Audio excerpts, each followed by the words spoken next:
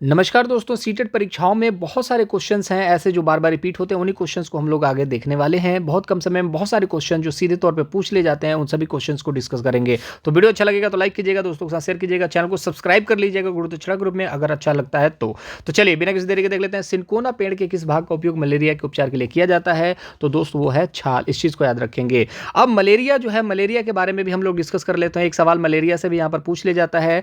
तो मलेरिया किस चीज़ से फैलता है? मच्छर से फैलता है, इस चीज़ को याद रखेंगे। डेंगू भी मच्छर से फैलता है, चिकनगुनिया भी मच्छर से फैलता है, इस चीज़ को याद रखेंगे। लेकिन दूसरी बात हम करेंगे, प्लेग कैसे फैलता है? कमेंट बॉक्स में बताइएगा, ठीक है? कमेंट बॉक्स में बताइएगा, क्या ये आपके चूहे से फैलता है? इस चीज़ के बारे में आप कमेंट बॉक्स में बताइएगा। लेकिन दोस्त सबसे इंटरेस्टिंग ये चीज़ है ना जानने की, रोनाल्ड रॉस को 1902 में, मैं सवाल पूछ रहा हूँ कि 1902 में चिकित्सा क्षेत्र में नोबेल मिला, किस वजह से मिला पता है आपको? मलेरिया मच्छर से फैलता है ये बताने के लिए उनको नोबेल मिल गया। इस चीज़ को याद रखिएगा। चलिए नेक्स्ट क्वेश्चन पढ़ते हैं। लेकिन याद रखेंगे, प्लेग किससे फैलता है कमेंट बॉक्स में आपको बताना है, ठीक है? चलिए, झूम खेती से बार बार सवाल बनता है, तो झूम खेती के बारे में आपको पता होना चाहिए। जैविक खेती नहीं है, ये नुकसान पहुंचाती है जमीन को। इस चीज़ को याद रखेंगे। ये काटने वाली और जलाने वाली खेती होती है। कीटनाशक का उपयोग नहीं किया जाता, आपको पता होना चाहिए। नॉर्थ ईस्ट में आप देखोगे तो कीटनाशक की चीज़ों का इस्तेमाल नहीं किया जाता है, ठीक है? उर्वरकता का इस्तेमाल नहीं किया जाता है। रासायनिक खाद का सीमित उपयोग, ये भी चीज़ नहीं है, बिल्कुल भी उपयोग नहीं किया जाता है। तो याद रखिएगा ऑप्शन नंबर सेकेंड। मधुमक्खी से यहाँ पर एक सवाल देखने को मिलेगा। नीचे दिए गए विकल्पों में से मधुमक्खी की सर्वाधिक उपयुक्त विशेषताएं पहचानिए।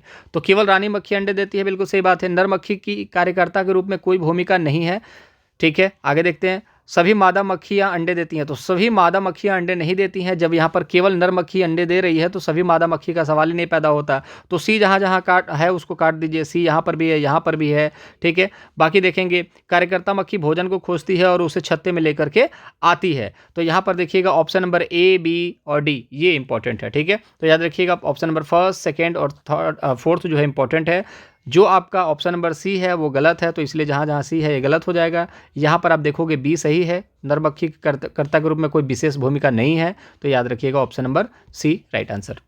कौन से जानवर के जो आगे के दांत हैं वो जिंदगी भर बढ़ते हैं? आपको पता होना चाहिए, वो है आपका गिलहरी। और यहाँ पर चूहे से भी रिलेशन जो सवाल है बन जाते हैं। चूहा भी आपका ऑप्शन में दिख सकता है, ठीक है? सांप के बारे में सवाल बनते हैं कि भारत में कौन कौन से सांप पाए जाते हैं? तो याद रखिएगा रसल वाइपर है, ठीक है? करैत है, किंग कोबरा है, अजगर है। अब इसमें से देखेंगे तो अजगर जो है वो जहरीला नहीं है, क्योंकि वो निगल जाता है चीज़ों को। बाघ के बारे में यहाँ पर देखने को मिलता है, तो बाघ जो है अंधेरे में भी हम लोगों से 6 गुना ज़्यादा दूरी तक देख सकता है। स्पीड काफ़ी अच्छी खासी होती है, लगभग 150 किलोमीटर पर आवर होती है। भारत का राष्ट्रीय पशु है। इसको पैंथरा टाइग्रिस इसका वैज्ञानिक नाम है। यहाँ से एक सवाल बन जाता है, इस चीज़ को याद रखिएगा आप लोग। एक सवाल यहाँ पर देखेंगे, निम्न में से कौन सी गणित में समस्या समाधान की रणनीति नहीं है? तो याद रखिएगा पश्चिगामी समस्या को हल करना, ठीक है, बिल्कुल सही बात है। चित्रात्मक निरूपण, बिल्कुल सही बात है। जैसे कि मान के चलिए आप ट्राइंगल बनाते हो तो चित्र बनाते हो, तो जाकर के रट करके याद करना कोई समस्या का हल नहीं है। गणित में रटना तो एकदम पाप है, ठीक है? तो याद रखिएगा option number C right answer होगा, उसके आगे देखने की जरूरत नहीं है। आप देखोगे प्रयास में त्रुटि, आप जब भी मैथ लगाओगे ना तो आपको प्रयास करोगे, गलतियां होंगी, फिर देखोगे एग्जाम्पल से देखोगे, फिर जाकर के सेट करोगे चीज़ों को, तब जाकर के दिमाग में आती हैं। तो प्रयास करोगे, गलतियां करोगे, तभी जाके सीखोगे। एक सवाल सीधे तौर पे यहाँ पर देखने को मिलता है, बर्मी कंपोस्टिंग एक विधि है जिसमें खाद बनाने में उपयोग किया जाता है। तो बर्मी कल्चर आपको मैंने पहले भी बताया था कि बर्मी कल्चर मतलब क्या होता है, केचुआ। तो बर्मी कंपोस्टिंग एक विधि है जिसमें खाद बनाने का उपयोग किया जाता है। बर्मी से केचुआ, केचुए से रिलेटेड हो जाता है केचुआ। याद रखिएगा option number third right answer. Pashmina साल से बहुत सारे लोग कंफ्यूज रहते हैं, भेड़ होगा कि बकरी होगा? तो यार दोस्त देखो, सीटेट के एग्जामिनेशन में यहाँ पर जब भी ऑप्शन आता है भेड़ आएगा या बकरी आएगा, कोई एक आएगा। और मोस्ट प्रोबेबली चांसेस है कि हमेशा बकरी ही पूछा जाता है। तो पश्मीना शॉल जो है वो बकरी से बनाया जाता है। 500 मीटर ऊपर ये सारी चीज़ें रहती हैं, मतलब ऊपर पाई जाती हैं। और दूसरी बात है, टेम्परेचर की बात करें तो -40 डिग्री टेम्परेचर होता है। 250 घंटे लग जाते हैं बनाने में। कीमत की बात करें तो बहुत ज़्यादा कीमत होती है, लगभग 25 से 30 हज़ार 40 हज़ार तक भी इनकी कीमत देखने को मिल जाती है। एक साल जो होती है वो 6 साल के बराबर की होती है। साल मतलब कि ईयर की बात नहीं कर रहे हैं। इनका जो पश्मीना साल है वो 1 साल अगर आप कंप्लीटली आप अपना इस्तेमाल करोगे, बहुत गर्मी होगी, 6 साल ओढ़ लो और 1 साल ओढ़ लो, उसमें बहुत ज़्यादा फर्क नहीं दिखेगा, ठीक है? तो 1 साल 6 साल के बराबर होती है। बनने में 250 घंटे लग जाते 250 घंटे लग जाते हैं। इस चीज़ को याद रखिएगा, ठीक है? ऊँट रेगिस्तान में पाया जाता है, लेकिन इससे सवाल बनता है नहीं। एक सवाल सीधे तौर पर मिलेगा, अधूरे जले जीवाश्म ईंधन से फैलती है, क्या फैलती है भैया? Carbon monoxide, CO। सीधे पूछ लेगा, 1 नंबर पक्का। पौधों से रिलेटेड एक सवाल बन सकते हैं, पौधों में पानी देने के लिए उपयुक्त तकनीक जिसमें संकीर्ण नलियों से सीधा पानी पौधों के आधार में दिया जाता है कहलाता है। तो याद रखिए कि बहुत सारे क्वेश्चंस हम लोगों ने डिस्कस कर रखे हैं, लेकिन रिपीट क्वेश्चंस बार बार करने से क्या होगा कि ये क्वेश्चन जैसे ही आपको परीक्षाओं में दिखेंगे आपको मजा आने वाला है, और आपको मजा आ भी रहा होगा जब आपने पहले पढ़ रखा है, हॉट 10 क्वेश्चंस में पढ़ रखा है या ऑलराउंडर सेट 1 या 2 में देख रखा होगा, तो आपको मजा आ रहा होगा, अरे यार ये तो पढ़ा है, इसका ऑप्शन तो ये होगा, तो खूब कॉन्फिडेंस आएगा आपको, इस चीज को याद रखना। तो पौधों में पानी देने के ड्रिप सिंचाई बोलते हैं, इसको बूंद वाली सिंचाई भी कहते हैं, इस चीज़ को याद रखिएगा। मुझे पता है आपको मजा आ रहा होगा चीज़ों को करते समय, तो बस यही है कि एक बारी लाइक का बटन जरूर दबाइएगा। निम्न में से कौन सा पौधा कीटों को जाल में फंसाता है और खा जाता है, तो आपको पता होना चाहिए घटपानी पौधा, ये मेघालय की पहाड़ियों में पाए जाते हैं। याद रखिएगा नॉर्थ ईस्ट स्टेट में ये सारी चीज़ें पाई जाती हैं, मोस्टली प्रॉब्लम चांसेस है, तो मेघालय याद रखिएगा। और नेफेंथीज इसको भी बोला जाता है, नेफेंथीज पौधा भी इसको बोला जाता है, ठीक है। तो नेफेंथीज, घटपानी, बहुत सारे नाम हैं इनके, लेकिन याद रखिए घटपानी। दूसरी बात करें अमरबेल के बारे में, तो अमरबेल जो होता है परजीवी पौधा होता है, ये भी एक सवाल बनते हैं, याद रखिएगा। परजीवी ये होता है जो दूसरे के ऊपर डिपेंड होता है, मतलब कि ये इस प्रकाश संश्लेषण से क्रिया करके भोजन नहीं बनाता, ये आसपास के पेड़ के ऊपर चढ़ जाता है और चढ़ने के बाद क्या करता है, कहता है कि भैया अब मुझे भोजन दो, क्योंकि वो पेड़ पौधे जो होते हैं प्रकाश संश्लेषण की क्रिया करते हैं, भोजन बनाते हैं, और ये उनके ऊपर चढ़ करके उनका भोजन ले लेता है। तो ये परजीवी एक पौधा होता है अमरबेल, ये बार बार खुलेआम तौर पर पूछा जाता है, इसको याद रखेंगे। और परजीवी क्या होते हैं, जो दूसरे के ऊपर आश्रित होते हैं, ठीक है, ये दूसरे के ऊपर आश्रित होते हैं, आप प्रकाश संश्लेषण की क्रिया नहीं करते हैं। और एक होता है परपोषी, ठीक है, जिस पर परजीवी आश्रित होते हैं, ये खुद का भोजन बनाते हैं, इस चीज को याद रखेंगे। बहुत सारे क्वेश्चंस हम लोग डिस्कस कर रहे हैं दोस्त, मजा आ रहा होगा आई होप। वर्षा के पानी को भविष्य में उपयोग करने के लिए संचित करना, वर्षा का पानी है उसको आप भविष्य के लिए इकट्ठा कर रहे हैं, तो उसको क्या कहा जाएगा, तो पानी को इकट्ठा करना ये मत कह देना, गलत होगा। पानी का संचयन करने का एक तरीका है, अंकल जी को अंकल जी आप बैठिए, ना कि अंकल जी तुम बैठो, ठीक है, तो इस चीज़ को याद रखिएगा। निम्न में से कौन सा ऐसा रोग है जो मच्छरों से नहीं फैलता है, तो मलेरिया, रोनाल्ड और उसको मच्छर से फैलता है, बताने के लिए 1902 में नोबेल मिल गया था। चिकनगुनिया मच्छर से फैलता है। डेंगू, निमोनिया जो होता है ब्लड में आयरन की कमी की वजह से हो जाता है, हीमोग्लोबिन की कमी की वजह से निमोनिया होता है। बच्चों को सबसे ज़्यादा देखने को मिलता है, ठंड में बहुत ज़्यादा मिलता है, पानी में रहने से भी निमोनिया होता है। ईवीएस एक सवाल है, ईवीएस के शिक्षण में क्षेत्रीय भ्रमण महत्वपूर्ण है, निम्न में से कौन सा विकल्प इस प्रकार के भ्रमण के लिए सही है, पूर्व योजना प्रतिपुष्टि क्रियाकलाप के साथ स्कूल के नज़दीक किसी स्थान पर जाना, किसी दूर दराज। तो देखिए आप जब प्राइमरी स्कूल की बात करेंगे तो प्राइमरी के पेपर है, तो आपको पता है प्राइमरी स्कूल के बच्चों को आपको पढ़ाना है, तो दूर दराज के इलाकों पर नहीं जाना है, किसी नज़दीक के स्थान पर जाना, ठीक है। अपनी पसंद की किसी जगह पर जाना, तो अपनी पसंद की किसी जगह पर जाओगे, मान लो बहुत सारे बच्चे हैं तो सब अपने अपने पसंद की जगह पर चले जाएंगे, ठीक है, तो ये तो गलत हो गया। और शिक्षक अपनी पसंद के जगहों पर लेकर के चला जाता, तो इस शिक्षक केंद्रित जो शिक्षा है नहीं, ये तो चाइल्ड सेंटर्ड शिक्षा है, तो चाइल्ड सेंटर में शिक्षक का तो चलेगा नहीं, तो भैया अपनी पसंद तो यहाँ पर आ ही नहीं सकती। अब बात ये करते हैं पूर्व योजना और क्रियाकलाप के साथ साथ स्कूल के नज़दीक स्थान पर जाना, तो क्रियाकलाप पॉजिटिव टैग देखने को मिलता है, और इधर कहीं आपको क्रियाकलाप नहीं है, मतलब कि स्थान पर जाके करोगे क्या, अचार डालना है, नहीं, आपको क्रियाकलाप करना है, ठीक है। तो याद रखिएगा सिर्फ स्थान पे जाने से आप क्षेत्रीय भ्रमण नहीं करेंगे, वहाँ पर क्रियाकलाप करना पड़ेगा, वहाँ पर चीज़ों को देखना पड़ेगा। जैसे आप पार्क में जाएंगे तो घूम कर तो आओगे नहीं, झूला झूलोगे, शॉपिंग करोगे, चाट पकौड़ी खाओगे, ये सारी चीज़ें करोगे कि नहीं, तो याद रखिएगा क्रियाकलाप इंपॉर्टेंट है क्षेत्रीय भ्रमण के दौरान। ईवीएस से रिलेटेड एक और अच्छा सा प्रश्न आता है, ईवीएस में आकलन का संकेतक क्या है, आकलन कैसे कर सकते हैं ईवीएस में, तो आपको पता होना चाहिए चर्चा करके। एक सवाल यहाँ पर आता है, इनमें से क्या पर्यावरण अध्ययन का भाग है, तो विज्ञान आपसे पूछा जाता है, बिल्कुल पूछा जाता है। सामाजिक विज्ञान के बारे में भी पूछा जाता है, भूगोल ज्योग्राफी के बारे में पूछा जाता है, हिस्ट्री के बारे में भी पूछ दिया जाता है, पर्यावरण शिक्षा के बारे में भी पूछ दिया जाता है, संबंधित उनके मुद्दे, सरोकार, ये तो बहुत अच्छी बात है, ठीक है। पर्यावरण शिक्षा की अवधारणाएं, विज्ञान, सामाजिक विज्ञान के मुद्दे और सरोकार, और सामाजिक असमानता, तो ये तो गलत हो गया।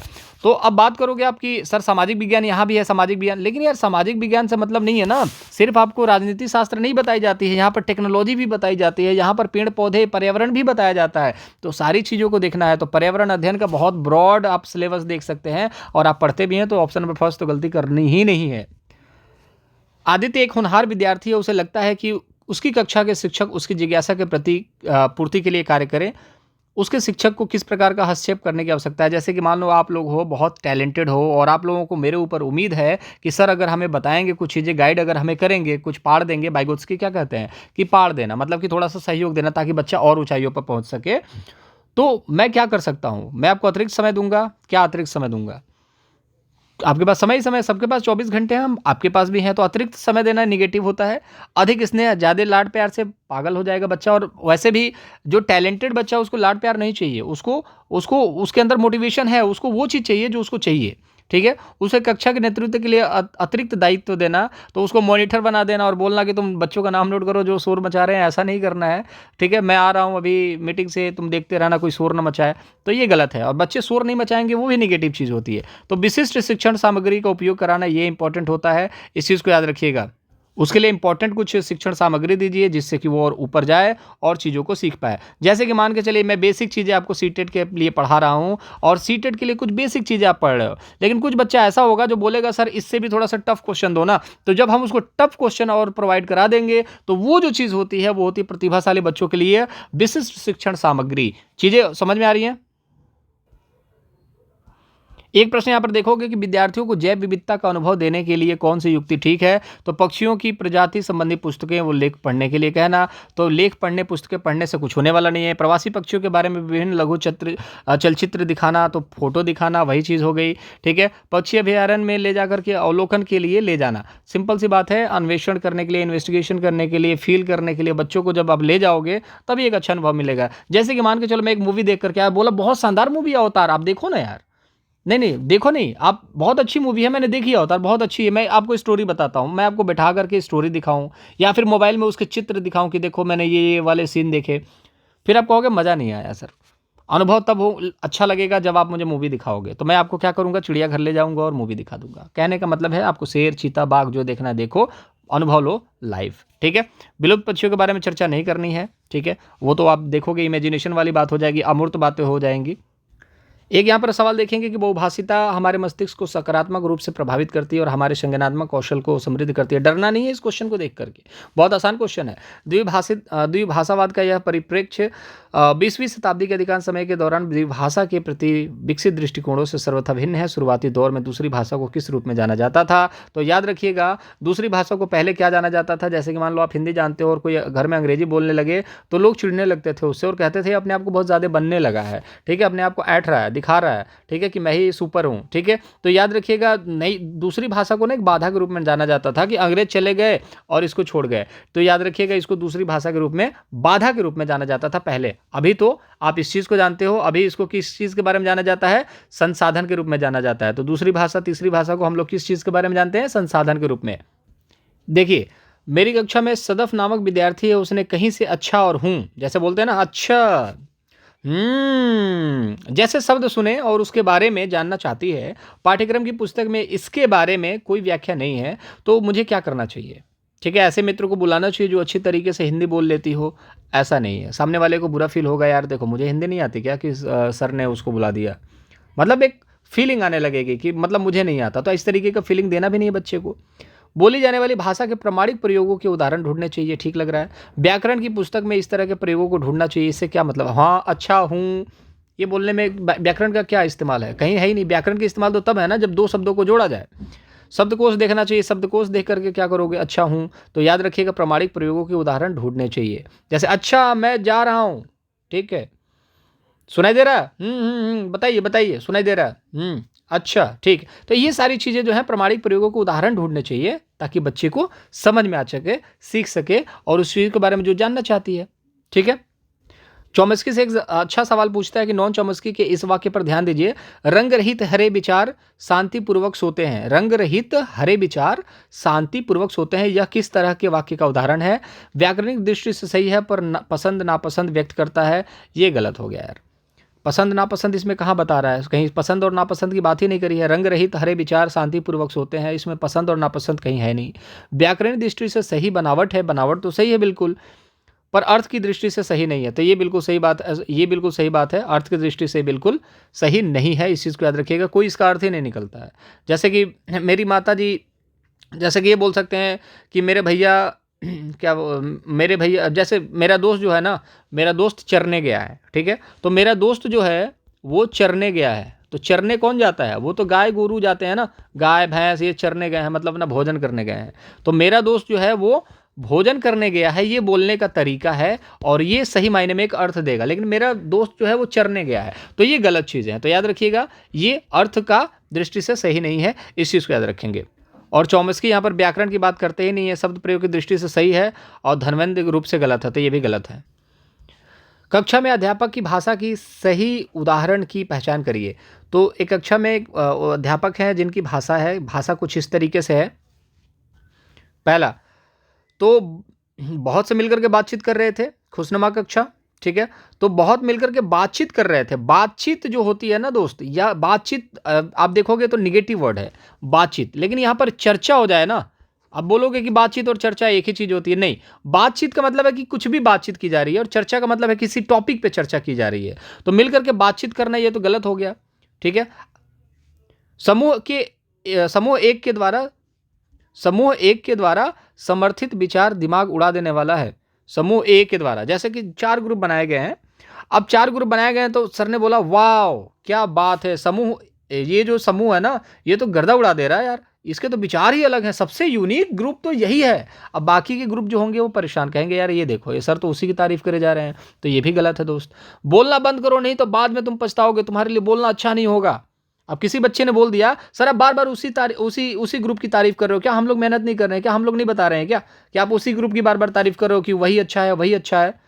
तो टीचर बोलेंगे तुम बोलना बंद करो, तुम बहुत पछताओगे, फेल फाल कर दूंगा तुमको, ठीक है, तुम्हारे लिए बोलना बिल्कुल अच्छा नहीं है, कल अपने पापा को बुला के लाना है, ये सब गलत चीजें हैं।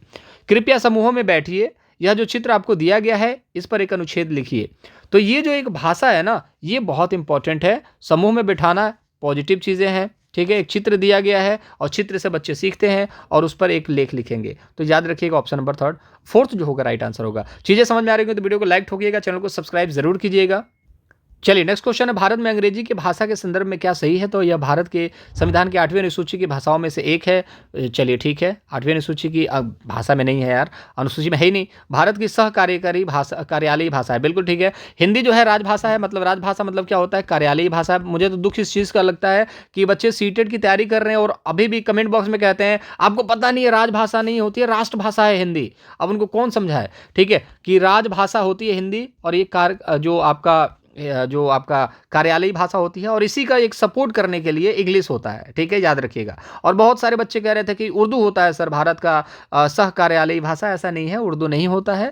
उर्दू जो होता है वो आपका उत्तर प्रदेश का सह कार्यालयी भाषा है, वो आपके यूपी टेट की परीक्षा में पूछा जाता है, ठीक है। चलिए एक सवाल यहाँ पर आजकल पूछा जा रहा है, काफ़ी अच्छे खासे लेवल के सवाल पूछे जा रहे हैं, ठीक है। क्रैशमर से एक सवाल बनते हैं, माध्यमिक स्तर पर भाषा अधिगम में बोधगम में निवेश क्या है। तो शिक्षार्थी के स्तर से थोड़ा सा ऊंचे स्तर की प्रामाणिक पाठ्य सामग्री ये होते हैं आपके बोधगम में, ठीक है। तो याद रखिएगा I+1 जो है यहाँ पर आपका इंटेलिजेंस है, +1 कर दिया, मतलब कि आपका जो थोड़ा सा लेवल है हमने इंक्रीज कर दिया। तो ऊंचे स्तर की प्रामाणिक पाठ्य सामग्री, इसको ही बोला जाता है बोधगम में निवेश। बार बार पूछे जाने वाला प्रश्न है दोस्त। चलिए यहाँ पर प्रश्न आ भी गया, स्टीफन क्रैशन से बहुत सारे प्रश्न अब देखने को मिलेंगे, इस शिफ्ट में आपको देखने को मिलेंगे, ठीक है। तो इनके अनुसार क्या है कि यदि एक शिक्षक आई की अवस्था में है और तब I+1 स्तर के किस प्रकार के निवेश से अर्जन संभव है। तो याद रखिएगा बोधगम में निवेश, याद रखिएगा I पर है +1 आप ऐड कर देंगे तो क्या हो जाएगा, बोधगम में निवेश। तो बहुत इंपॉर्टेंट क्वेश्चन छांट करके लाया हूँ दोस्तों, और ये बहुत बार पूछे जाने वाले प्रश्न हैं, और इनको आप कर लोगे तो आपका काम बहुत आसान होने वाला है। अब देखिए यहाँ पर स्थानीय मान से सवाल पूछे जाते हैं। तो स्थानीय मान क्या होता है, जो स्थान पर है, जैसे कि 7 8 6 3 6 0। अब जो है यहाँ पर 2 स्थानीय, एक है आपका ये वाला स्थानीय मान, एक है आपका ये वाला स्थानीय मान। तो ये वाले स्थानीय मान कितना होगा 6, अब इसके आगे कितने अंक हैं, 1 है तो 1 0। अब ये वाला है 6, अब इसके आगे कितने अंक है 3, तो 3 0 लगा दो, ये होता है स्थानीय मान।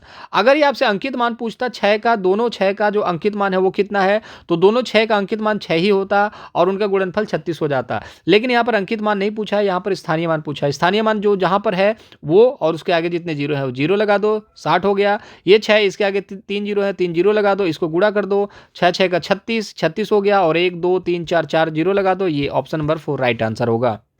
एक सवाल देखेंगे, नैतिक विकास से कौन संबंधित है। तो नैतिक विकास से संबंधित है दोस्त वो हैं कोहलबर्ग। वाइगोत्स्की संज्ञानात्मक विकास के सिद्धांत से संबंधित हैं। कल हम इस चीज़ के बारे में एक वीडियो लाने वाले हैं, कोहलबर्ग, वाइगोत्स्की और पियाजे को लेकर के। तीनों का यहाँ पर कंप्लीटली 50+ क्वेश्चंस जो होंगे वो हम लोग डिस्कस करेंगे, जो सीटेट की परीक्षाओं 2021 में, 2022 के जो 28 और 29 तारीख को पूछे गए हैं, और पहले के जो इंपॉर्टेंट क्वेश्चंस है वही। तो 50+ आपको क्वेश्चन देखने को मिलेंगे, इससे बाहर नहीं होगा। 10 नंबर आपके फिक्स हैं, क्योंकि 10 क्वेश्चन तक आपके इनसे पूछे जाते हैं, याद रखिएगा, इससे कम नहीं पूछा जाता है। आपको 10 क्वेश्चन से ज़्यादा ही प्रश्न इनके हिसाब से देखने को मिलने वाले हैं, ठीक है। तो इनको देखेंगे। वाइगोत्स्की के बारे में हमने बात कर ली, सामाजिक संस्कृति के बारे में बात करते हैं, पाड़ के बारे में बात करते हैं, पाड़ मतलब कि एक सपोर्ट हेल्प की बात की जाती है। पियाजे संज्ञानात्मक विकास के बारे में बात करते हैं और इनका कहना ये होता है कि बच्चों का दिमाग धीरे धीरे अपने आप बड़ा होता चला जाता है और बच्चे धीरे धीरे अपने आप सीखने लगते हैं। और वाइगोत्स्की कहते हैं जैसे जैसे समाज में बच्चा जाता है वैसे वैसे चीज़ों को सीखने लगता है। ठीक है। अब गार्डनर कहते हैं कि भैया तुम लोग जो बात करते हो करो आपस में, हमें उससे फर्क नहीं पड़ता, हम तो इतना जानते हैं कि दिमाग में 8 तरीके की बुद्धि होती है और हर आदमी के पास अपनी अपनी एक बुद्धि होती है। अब वो जैसे विकसित होनी होगी हो जाएगी, आप कुछ नहीं कर सकते। लेकिन इन बुद्धियों पे ऐसा लगता है कि बिना पियाजे के और बिना वाइगोत्स्की के ये बुद्धियां विकसित नहीं हो सकती। इस चीज़ को याद रखिएगा। आपके पास 8 तरीके की बुद्धि है, लेकिन जब आप विकसित होंगे ही नहीं, जब अच्छा न्यूट्रिशन लेंगे नहीं, जब समाज में जाएंगे नहीं, तो ये बुद्धि जो है विकसित नहीं होंगी। तो कुल मिला करके देखा जाए गार्डनर अभी जिंदा है, लेकिन इनकी जो प्रयोग है इन दोनों के प्रयोग के बाद ही देखने को मिलेगी। अगर संज्ञानात्मक विकास ढंग से हुआ और सामाजिक विकास हुआ तो ये बुद्धि जो होती है वो काम करती है। लेकिन सवाल इससे नहीं बनता है, सवाल यही बनेगा कि गार्डनर ने कितने तरीके की बुद्धि बात की, तो उन्होंने 8 तरीके की बुद्धि की बात की है। इस चीज़ को याद रखिएगा। और दूसरी बात यह है इनकी अलग अलग बुद्धियाँ हैं जिसके बारे में अलग से सेपरेट वीडियो है, उसको आप लोग चैनल के प्लेलिस्ट में जाकर के देख सकते हैं। स्लॉथ से सवाल बनते हैं दोस्त यहाँ पर। स्लॉथ के विषय में निम्न में से कौन सा कथन सही है, चुनिए। तो स्लॉथ भालू जैसे दिखते हैं, सही बात है। स्लॉथ चिंपैंजी जैसे दिखते हैं, गलत हो गया। स्लॉथ चिंपैंजी जैसे दिखते हैं, गलत हो गया। अब स्लॉथ भालू जैसे दिखते हैं, ठीक है, दोनों सही है। और दिन के लगभग 22 घंटे सोते हैं, दिन के लगभग 17 घंटे सोते हैं। तो याद रखिएगा दिन के लगभग 17 घंटे 22 घंटे सोएगा तो 2 ही घंटा तो जगेगा, तो फायदा क्या है। ऐसा जीव बहुत कम देखने को मिलेगा जो 22 घंटे सोता हो। ठीक है, 17 घंटे सोता है और लगभग उल्टे सर लटक करके हमेशा सोता है।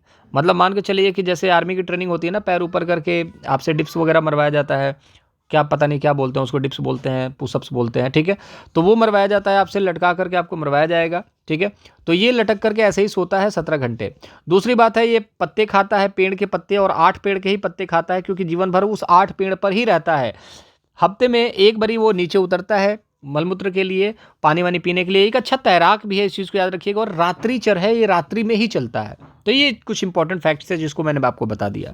इससे सवाल आता है और इतना ही आता है। और ये सिंपल सा जो आपको ये दिख रहा है ना, इसी तरीके का बड़े बड़े लेटर्स में बड़े बड़े ऑप्शन के माध्यम से आएगा। माउंट एवरेस्ट की ऊंचाई कितनी है, तो 8,850 मीटर, इसको याद रखिएगा। 3 राज्यों का समूह जिसके किनारे पर बंगाल की खाड़ी है, मैंने आज मैप वाली वीडियो करवाई है, उस चीज़ को देख लीजिएगा। अभी एक और मैप की वीडियो आएगी, उसको भी हम लोग देखेंगे कि आसपास में सटे हुए स्टेट कौन से हैं, उसके बगल में कौन सा खाड़ी है, कौन सी महासागर है, कौन सी नदियाँ निकलती हैं। थोड़ी बहुत ओवरव्यू हम दूसरे वीडियोज़ में लेंगे, लेकिन अभी जो हमने बताई है चीज़ें वो बहुत इंपॉर्टेंट है। लगभग 30+ क्वेश्चन वहाँ से रिपीट होते हैं। तो मैप वाली वीडियो नहीं देखी है तो फटाफट जाकर के चैनल पर देख लीजिए, और चैनल को सब्सक्राइब तो जरूर करो यार, क्योंकि इतने इंपॉर्टेंट कंटेंट मैं आपको फ्री में दे रहा हूँ और बहुत कम समय में इतनी सारी चीजें दे रहा हूं दोस्तों। चैनल को सब्सक्राइब कर लेना, वीडियो को लाइक जरूर करना। 3 राज्य बताइए कौन है बंगाल की खाड़ी की तरफ। तो ये है आपका साउथ में, ये केरल है, ठीक है, ये तमिलनाडु है, ये आंध्र प्रदेश है, ये आपका कर्नाटक है, ऊपर आपका महाराष्ट्र है, ठीक है। इस चीज को याद रखिएगा।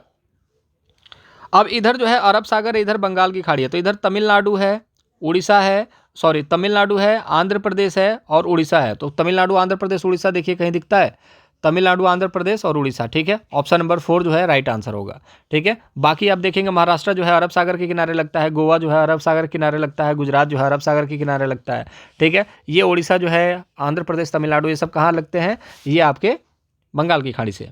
चलिए, खेजड़ी वृक्ष के बारे में मैंने बोला था अभी बात करेंगे अपन लोग, तो बात करने के लिए वक्त आ चुका है। खेजड़ी वृक्ष के बारे में बात करते हैं।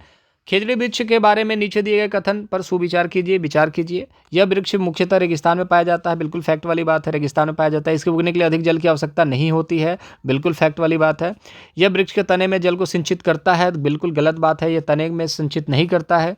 इस वृक्ष की छाल का उपयोग दवाइयों के बनाने में किया जाता है, जैसे कि आपने देखा है कि सिनकोना का छाल जो है मलेरिया के लिए इस्तेमाल किया जाता है, तो इस वृक्ष का भी छाल जो है दवाइयों को बनाने में इस्तेमाल किया जाता है। तथा इसकी लकड़ी में कभी भी कीटों का प्रभाव, मतलब कीड़े नहीं लगते हैं, इस चीज़ को याद रखिएगा। और दूसरी बात, एक चीज़ और इंपॉर्टेंट है जो जानना, कि ये एक छायादार वृक्ष होता है। ये देखिएगा, ये एक छायादार वृक्ष होता है। खेजड़ी के बारे में अगर पूछेगा तो आप ये मत समझना कि रेगिस्तान में उगता है तो इसके पास छाया नहीं होगी। ये एक छायादार वृक्ष होता है। कहने का मतलब ये है कि इसके पास बहुत पत्तियां होती हैं, ना कि बहुत कम पत्तियां होती हैं। तो याद रखिएगा, बहुत कम पत्तियां नहीं होती हैं, पत्तियां इतनी होती हैं कि ये छाया दे सके। इसलिए ऑप्शन नंबर 5 तो गलत हो जाएगा। तो जहां जहां 5 है उसको गलत कर दो। फिर देखो, ऑप्शन नंबर 3 में भी बोला था कि जल को संचित करता, वो भी नहीं करता, जहां जहां 3 दिखता उसको भी गलत कर दो। फिर दिखेगा हमें ऑप्शन नंबर 2 जो राइट आंसर होगा। बाकी देखिए कंफ्यूजन कहाँ होता है, रेगिस्तानी ओक से कन्फ्यूज़न क्रिएट हो जाता है। तो रेगिस्तानी ओक जो है अपने जड़ों में, वो भी रेगिस्तान में उगता है, वो अपनी जड़ों में पानी को इकट्ठा करके रखता है। लेकिन रेगिस्तानी ओक जो है विदेशी है, फिरंगी है, वो ऑस्ट्रेलिया का पेड़ है, उस चीज़ को याद रखिएगा। तो याद रखिए कि वो अपने जड़ों में पानी को इकट्ठा करके रखता है और उसके पास बहुत कम पत्तियां होती हैं, क्योंकि उसका जो जड़ है 30 मीटर नीचे जाता है। तो याद रखिए पत्ती कहाँ से होगी, उसको पीने के लाले पड़े हैं तो पत्तियों को कहाँ से पानी दे पाएगा। तो इसलिए याद रखिएगा, बहुत सारी चीज़ों को आप और भी जान लीजिए। बहुत सारे पेड़ होते हैं जो अपने पत्तों को गिरा देते हैं। क्यों गिरा देते हैं? क्योंकि उनके पास वो भोजन नहीं होता है और नए निकलने के चक्कर में अपने आप को क्या करते हैं, बाकी पत्तों को गिरा देते हैं न्यूट्रिशन की कमी की वजह से। याद रखिएगा इन सभी चीज़ों को। एक सवाल और देख लेते हैं, उसके बाद इस सेशन को यहीं पर विराम देंगे। बहुत सारे क्वेश्चन, ऑलमोस्ट हम लोगों ने 35 से 40 क्वेश्चन देख लिए हैं।